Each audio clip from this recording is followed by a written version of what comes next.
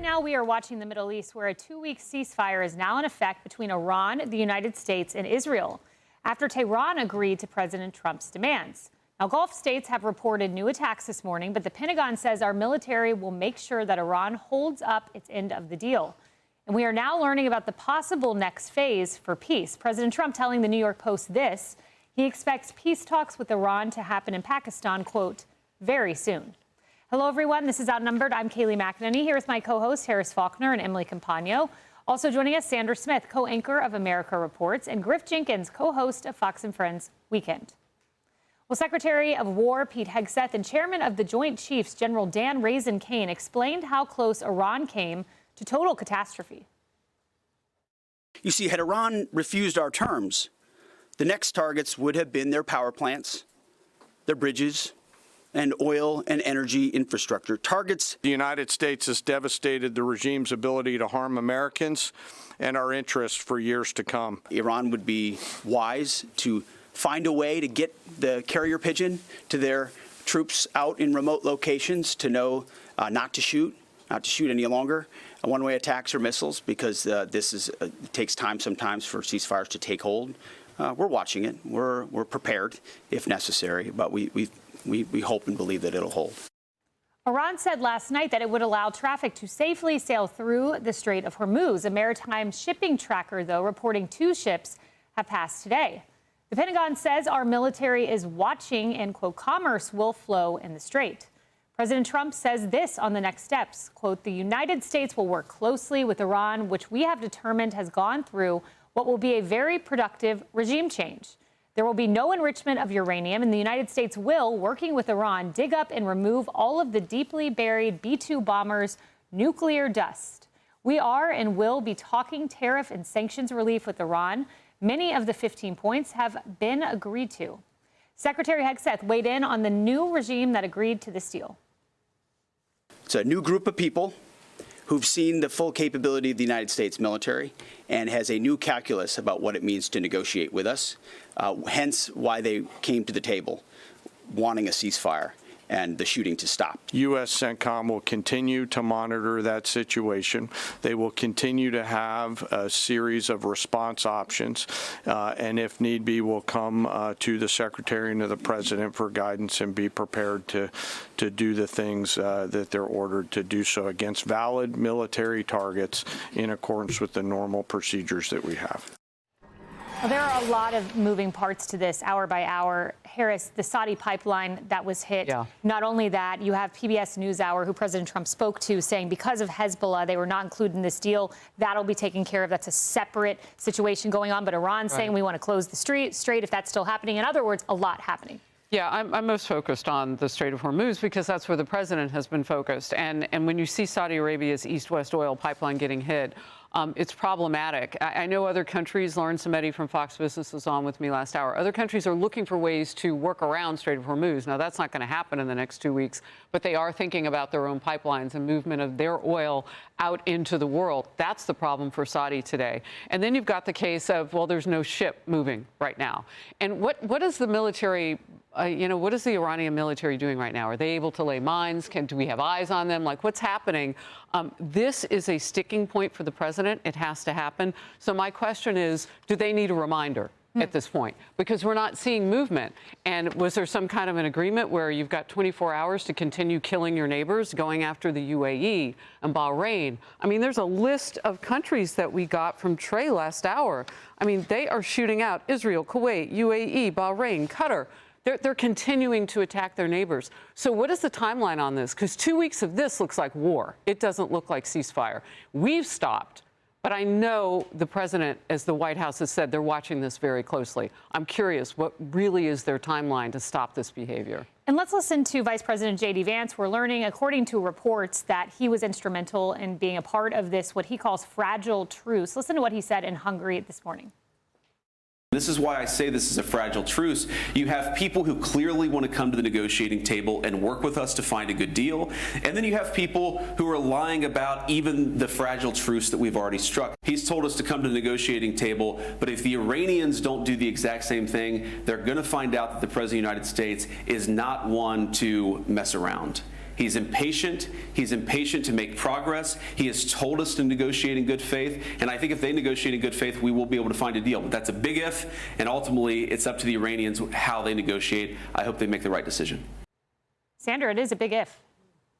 That's led to the level of uncertainty that the markets don't like, right? But not to say there hasn't been serious optimism in the markets. We have not seen $200 oil, right? While we have seen a spike, it's been to just over $100 a barrel. It's down 18 bucks today, back near $90 a barrel, even with the contradictions and the confusion. But the markets have been hearing what you just heard from the vice president there, momentum behind diplomatic solutions. And they have been sinking their teeth into that. And that optimism we've seen played out in the energy markets, in the equity markets. When it comes to the Strait of Hormuz, working around the strait, that's not happening the next 2 weeks. That's probably not happening the next 2 years, maybe not the next 2 decades. It is critical that this reopens. Why there's only 2 vessels moving through there, there's wide uncertainty. Hours ago. Contradictions, confusion. It's going to take some time to start to see those vessels passing through there. And when you're in the middle of a ceasefire that doesn't exactly look like one, it's not exactly shocking that you're not starting to see the volume move through there. But the president is clearly leaving us with a level of uncertainty that helps him negotiate, right, but also gives us that sense of momentum behind the discussions. And markets certainly think that at least this is a temporary off-ramp and perhaps that we are nearing some sort of solution. Well, not to mention the fact that if something happens, he can full-throatedly say, we gave you a shot. Yeah. Yeah, we tried. Yep. Yeah, and Emily, worth reminding folks that, President Trump is the person who has ended 8 conflicts, which is no small matter. He is an extremely talented negotiator. And the team that will be going there, which he told the New York Post this morning, he said Pakistan, who's wanting to arrange some of these talks, he said they'll happen very soon. He said Steve Witkoff will be there. He also said Jared Kushner, someone who I know personally is a tough negotiator, and then possibly Vice President J.D. Vance, but there may be some security concerns. So going into this most recent conflict, we talked about the strength of our relationships in that region. And we talked about how this sort of looked different from prior larger scale conflicts where Europe had our back, let's just be frank. And here it seemed like they sort of didn't, but our allies were strong in the form of that region. There was shared business interests, but there was also shared peace interests. And we've seen now throughout the last almost 50 years that a lot of those neighbors to Iran have been like, look, you are the petulant child. We don't bless your use of proxies. We don't bless your underhanded violence, and we're not here for it. So it seemed like we were sort of ushering in this new era.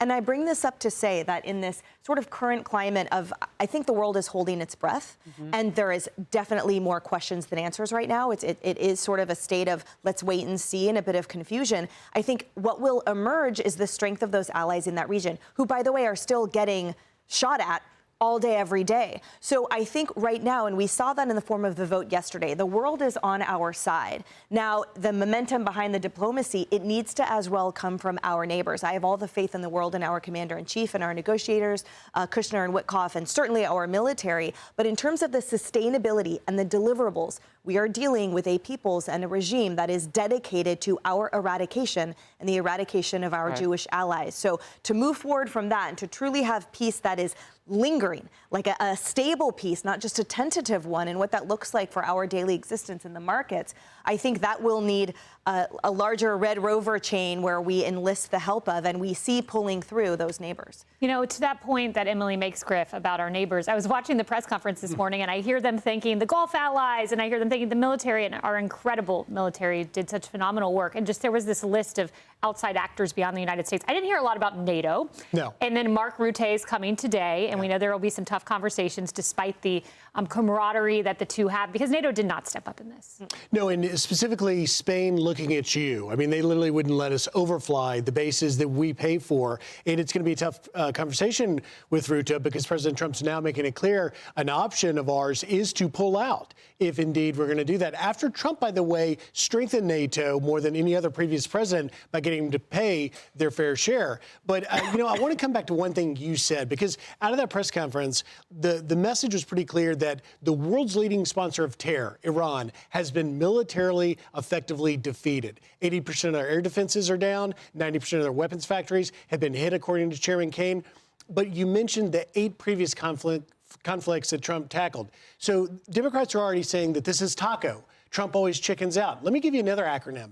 Nacho. Never avoids confronting hard obstacles. And that's exactly what President Trump did. Hungry. He went in. I know, we were like... I made that up on my own. That's pretty good. Because I was thinking about the opposite of what that would be. He didn't chicken out. He's willing to confront what previous presidents for 47 years couldn't do, to stand up to him. And look, let's be real, there is a lot of daylight between what Iran is saying in this negotiation and what they're coming to the table for and what we want.